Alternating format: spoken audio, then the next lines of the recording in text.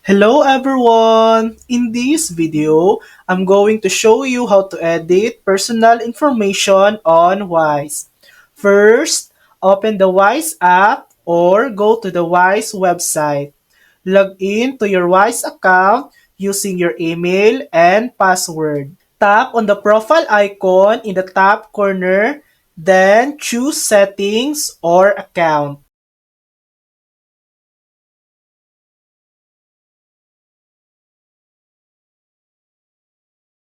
Under personal information, you can update details like your email address, phone number, or home address.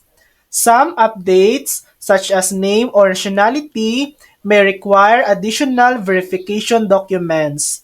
After making your changes, be sure to hit save. And that's it. That's how to edit personal information on Wise. Thanks for watching. If this video helped you, please like and subscribe for more helpful tutorials.